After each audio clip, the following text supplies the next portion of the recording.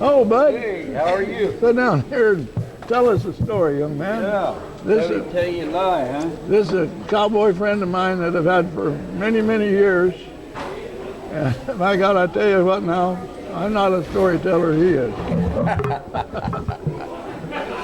Well, you made it over here. Yeah, we made it. You bet. You bet. Yeah. Well, God dang it. What's this man's name? What's your name? Bud Johnson. Bud Johnson. He lives in Boonville, but he used to live up in my country. Did you tell him about the road where the tree was 3 foot through and the guy dead on the cat down there? When we was coming out of the canyon after we treed that bear, we come up that skid trail and there was a tree 3 foot through, right in the skid trail. And there's a guy dead there on the cat. No, there wasn't, but we were talking about it. So, remember? Yeah, over in Sanhedrin. Sanhedrin, yeah. Sanhedrin. Where you were beating the fire with your hat. Oh, yeah, that'd be a pretty good story to tell him. You better believe it.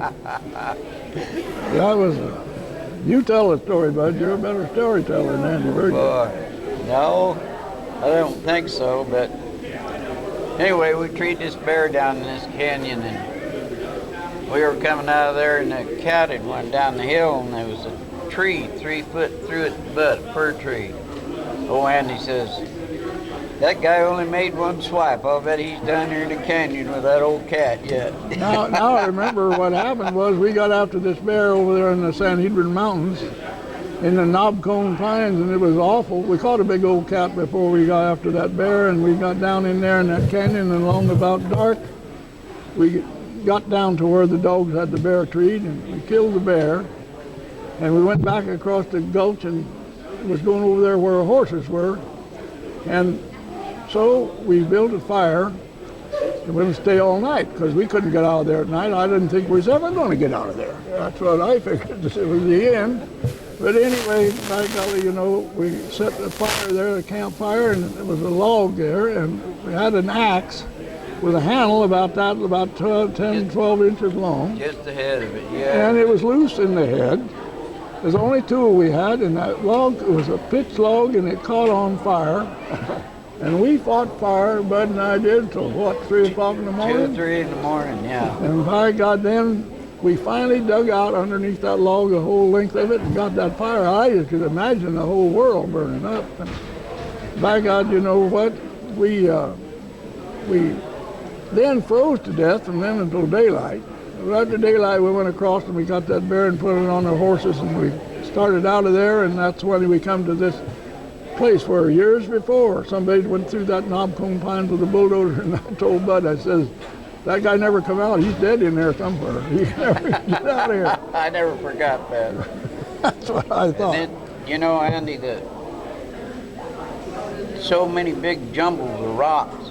I mean, there's rocks bigger than houses. And you've been in them gulches like Oh, that, yes. up where you live. Oh, yes. And that bear fell plumb out of the top of the tree there, and not out of the top of the tree, but he fell a ways, and he hit so hard he broke his back, didn't he? Yeah, he did. Yeah. Yeah. But all we had to fight fire was that little axe, and it was quite a night. Everybody's wondering where in the world we were. Yeah. This is Kenny Whitaker, Andy. Glad to know you, Mr. Whitaker. You bet. He came with me. Yeah, well, that's wonderful. And he already introduced you to Andy Scheubeck. Yeah. He took our picture. Yeah, well, no, we used to hunt in them Sanhedrin Mountains, and we caught a lot of bear there, but it was the worst place to hunt bear I ever hunted in my life. Yeah, it's a big old steep country. Yeah, and that knobcone, you can't get through it horseback, Andrew.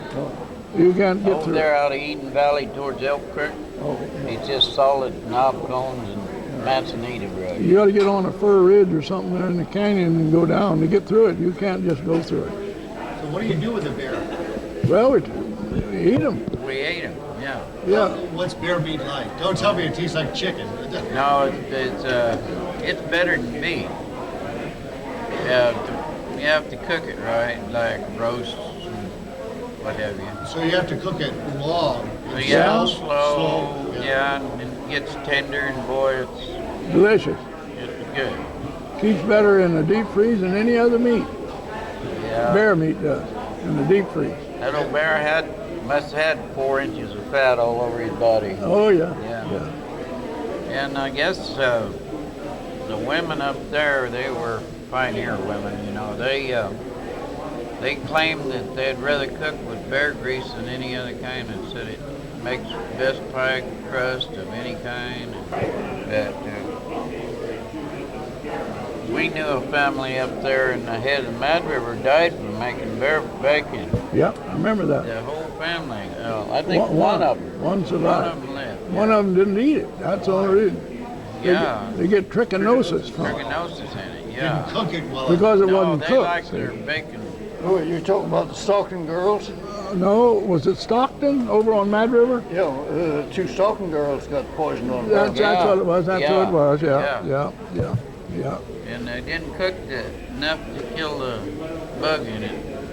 You can, when you keep it in the deep freeze for a period of time, that does away with it. But other than that, if you cook it, why it'll just, they made jerky out of it, bud. Yeah, That's what that's killed what- it. that's They what- made jerky out of it. They never fried it or cooked it. They made jerky out of it, and they ate the jerky, and it killed them. Well, that's what I heard that killed the Stalking Girls was jerky, or Yeah. maybe Yeah. not cured, I'm not sure. Yeah, that's what it was, yeah. I done got it in my mind about the bacon part, but I can remember that. That was a warning, but my God, bear meat, we go out there in the mountains to kill a bear, and take the back straps and cut them and season them good into steaks.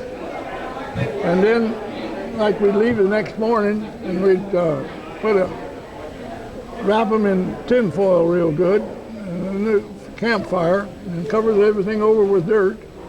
And come back that evening and take that out of there, and by God, I'll tell you, it was as good a food as anybody ever ate. yeah,